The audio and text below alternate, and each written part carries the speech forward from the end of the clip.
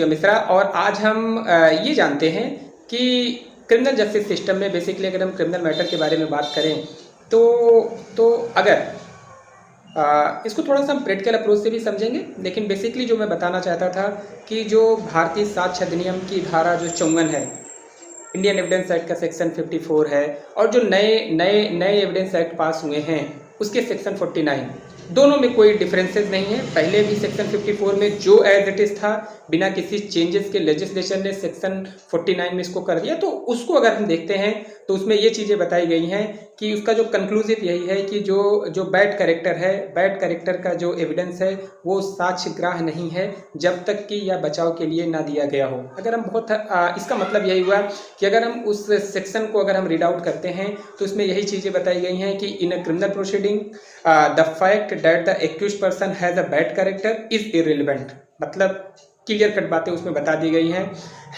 और unless evidence has been given that he has a good character in which case it becomes relevant. तो सीधा सीधा चीज़ें जो सेक्शन 54 और नए नए नए नए लॉ में जो 49 में बताया गया है उसमें क्लियर बातें ये बताई गई हैं कि the accused person, the fact that accused person has a bad character is irrelevant, ये डायरेक्टली बताई गई है। तो मैं हाँ, लेकिन इसमें एक चीज़ें और हैं, ये रिलेवेंट कब होती हैं? ये रिलेवेंट उस कंडीशंस में हो सकती हैं जैसे अगर a previous conviction is relevant as evidence of the bad character, ये चीज़ें उसमें बताई गई हैं। तो मैं आपको ये चीज़ें क्यों बता रहा हूँ, क्योंकि मुझे अभी भी याद है कुछ दिन पहले की बात है कि मैं एक एज ए डिफेंस लॉयर मैं एक केस को मैं रिप्रेजेंट कर रहा था और वो केस फाइनल स्टेज पे था। तो सेंस ऐसा था कि मतलब आर्गूमेंट चल रहा था। तो आर्गूमेंट जब प्रोसिक्यूशन ने आर्गूमेंट किया तो वहाँ पे एक प्राइवेट एडवोकेट भी थे जो प्रोसिक्यूशन को सपोर्ट भी कर रहे थे। कंप्लेनेंट ने एक प्राइवेट एडवोकेट भी किया हुआ था। तो उन्होंने एक्यूज पर्सन मतलब मेरे क्लाइंट के अगेंस्ट में उन्होंने एक लंबी चौड़ी क्रिमिनल हिस्ट्री दी। वो क्रिमिनल हिस्ट्री 90+ केसेस की क्रिमिनल हिस्ट्री वहाँ कोर्ट के सामने उन्होंने प्रोड्यूस किया।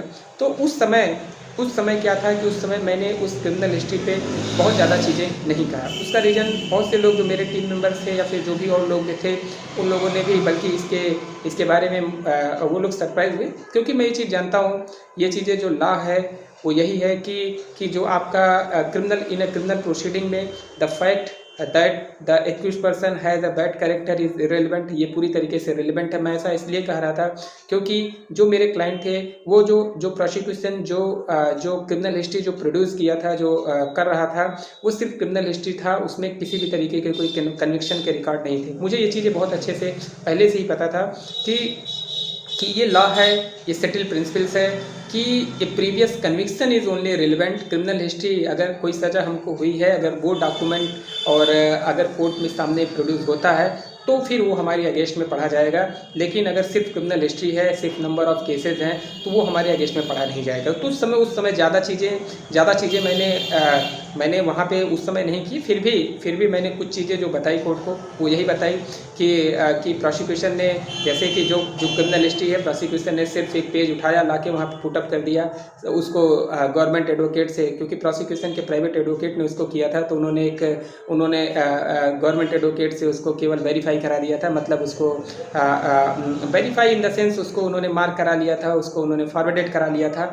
वो कोर्ट के सामने प्रोड्यूस किए थे सिर्फ और सिर्फ एक नंबर ऑफ पेजेस पे, ऐसे 90 से ज़्यादा क्रिमिनल हिस्ट्री की एक लिस्ट बना के उन्होंने वैसे किया था, जो कि गवर्नमेंट एडवोकेट ने क्या किया था, उसको मार्क कर दिया था। तो कहने वाली बात ये थी कि ना वहाँ पे सर्टिफाइड कॉपी थी, कोई सर्टिफाइड कॉपी नहीं थी, न FIR की सर्टिफाइड कॉपी थी, न चार्जशीट की कोई सर्टिफाइड कॉपी थी, कोई भी ऐसे डॉक्यूमेंट प्रोसिक्यूशन जब उसको प्रोड्यूस कर रहा था, इवन दैट तब भी उस समय उन्होंने कहीं पे मार्क नहीं किया था। तो सिर्फ और सिर्फ ये चीज़ें क्या हैं, एक वेस्ट ऑफ पेपर, इसका कोई चीज़ें नहीं है, सिर्फ और सिर्फ केस में गारंटी बनाने के लिए था। लेकिन एनी हाउ मैं ये चीज़ें पहले से जानता था कि जो सेक्शन 54 है उसमें, और जो सेक्शन 49 है, इसमें हमारे जो क्रिमिनल हिस्ट्री है, अगर मेरी कन्विक्शन का कोई रिकॉर्ड अगर प्रोसिक्यूशन पेश नहीं कर रहा है तो इसमें हमारा कोई नुकसान होने वाला नहीं। तो सीखने समझने वाली बात यह है कि अगर आपके क्लाइंट में को किसी केस में कन्विक्शन नहीं हुआ है तो फाइनल आर्गूमेंट के समय, जजमेंट देते समय कोर्ट इस पे कंसिडर नहीं कर सकती। हाँ,